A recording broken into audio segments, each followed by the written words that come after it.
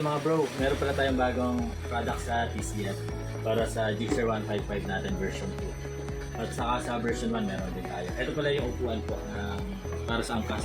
Mas pinakapal po siya, saka yung design niya mas maganda, mas malambot, saka mas wala siyang tayo kaya hindi siya papasokan ng tubig. Ito pala yung stock niya.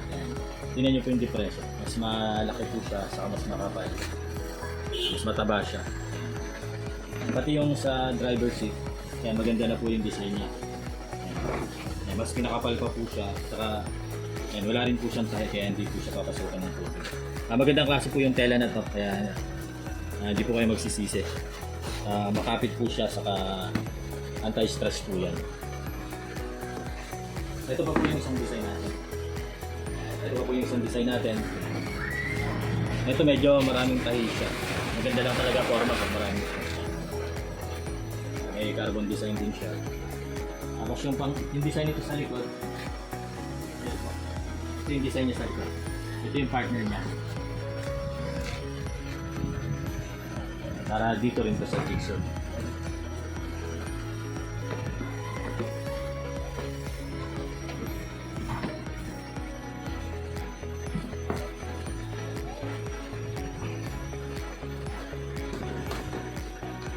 Plug and play din siya. Ito.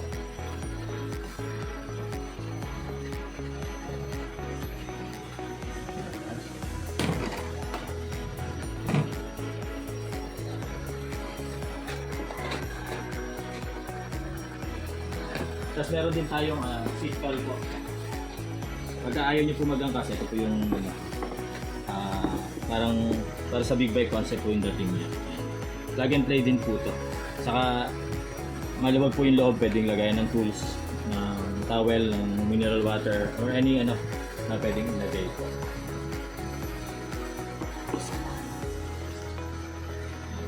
Ito pa po yung isang version natin ng seat cowl, version 2. Plug and play din yan.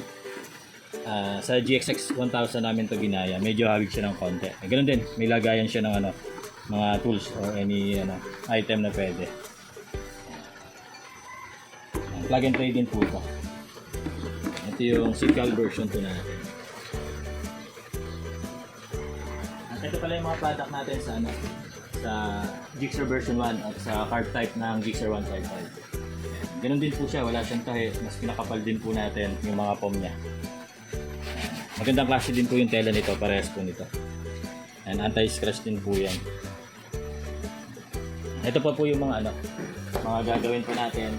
Ito pa po yung marami po yung nag-order po ngayon.